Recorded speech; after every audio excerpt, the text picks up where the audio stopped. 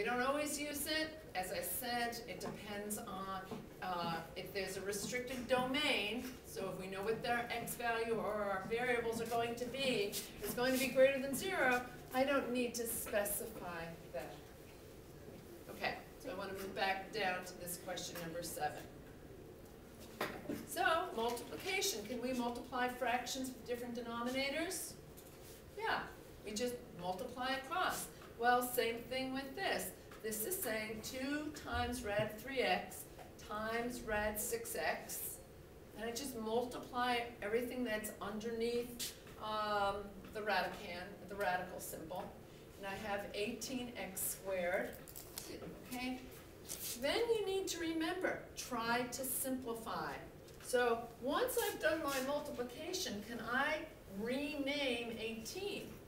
And 18 will become what? 9 times 2. And then once I have it written as 9 times 2 is 9 a square number. And I can take the square root of it.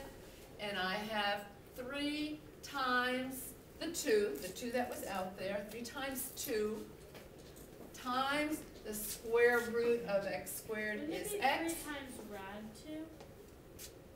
If you had rad for... I took the square root of, there was a 2, If you had the rad problem 9 started times with, 2. the problem started with a 2 outside. I thought you said 18, rad 18 went to rad 9 Times 2. I haven't dealt, it's Oh, still okay, under okay, the so radical also symbol. 2, okay. There are 2 2's here, it Okay, happens. that's what Okay, so there was a 2 outside, and I've just been carrying that along, but I wanted you to see, I took the square root of 9, it's out there. I took the square root of x squared, it's out there. And what is going to remain underneath my radical sign? The other 2.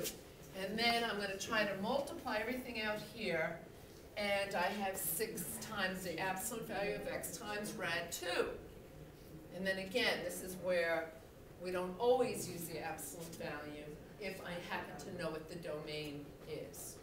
Okay, so that's why it happens to be there.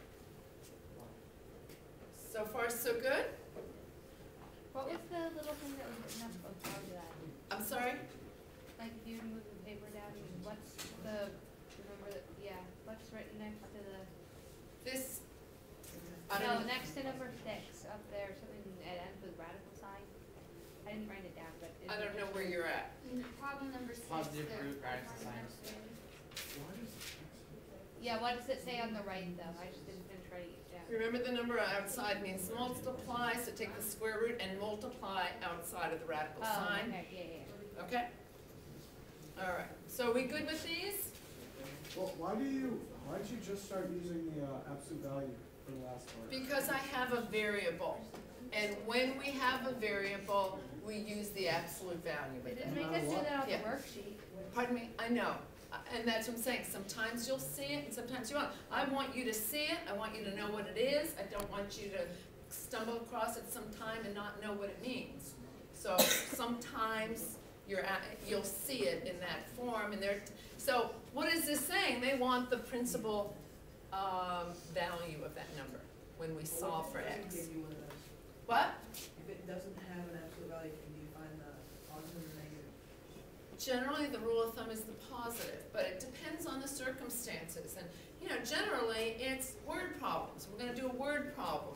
And it's not always going to, you know, if we're talking about time, and we're solving for x, are we looking for negative time?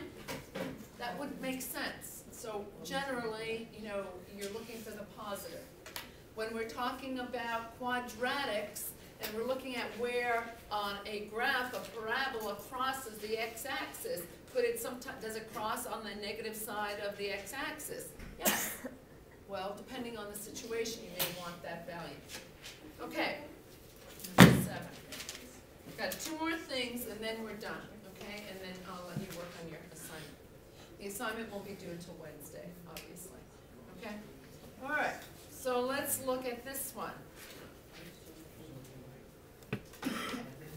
Now, division.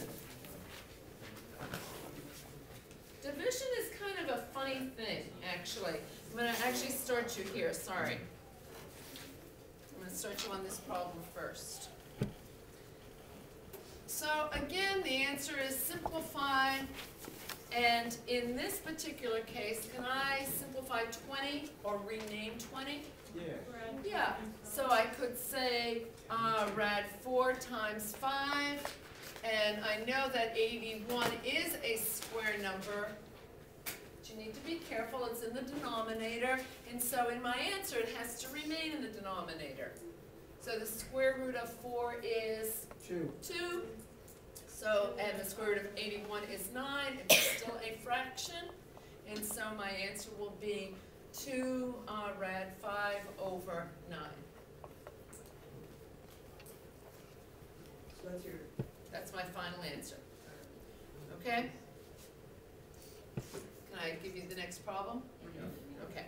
So in this problem, if I started with rad 60 over 5, now notice there's a negative outside, so I'm obviously looking for the negative value, not the positive. That should be like And I'm going to try and simplify it. What is 60 divided by 5? 12. 12, good. So I am going to have rad 12, and I know that rad 12 can be rewritten as what? 4 times 3. Square root of 4 is 2. The 2 comes out, and since it's negative, it will be negative 2 rad 3. Okay, these are really pretty simple. If you can just wrap your head, you're always trying to simplify and break it down so that you no longer can find a square number. All right. All right. Wait a minute. Let's look at this problem.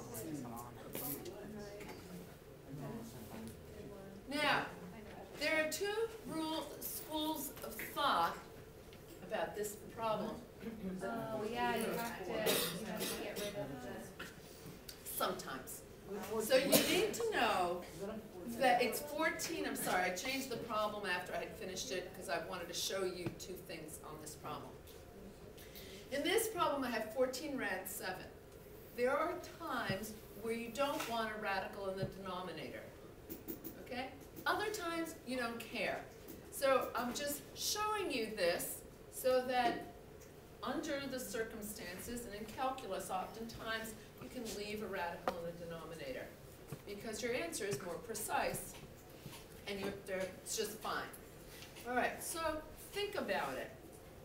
How do you think I get rid of the radical? Kristen? Multiply it by itself. Multiply it by itself.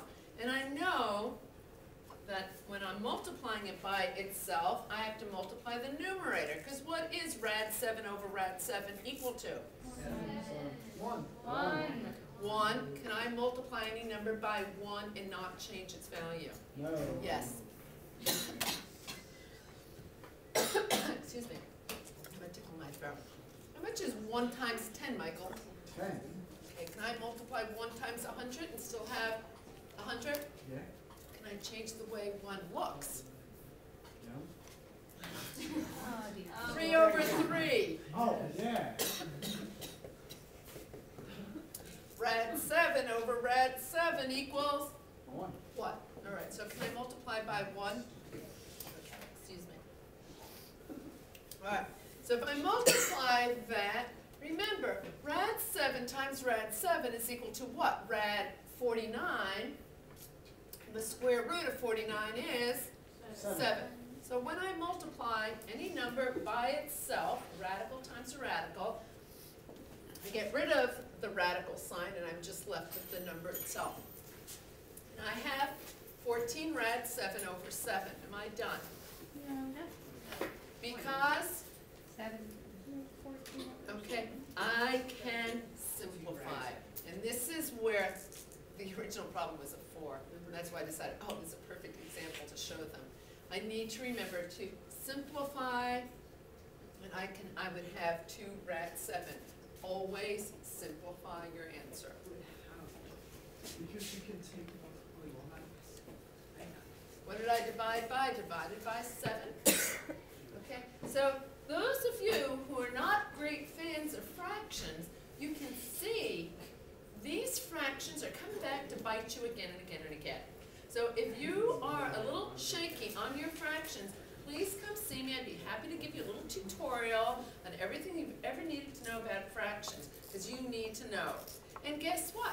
You're going to use these same concepts again and again and again through calculus.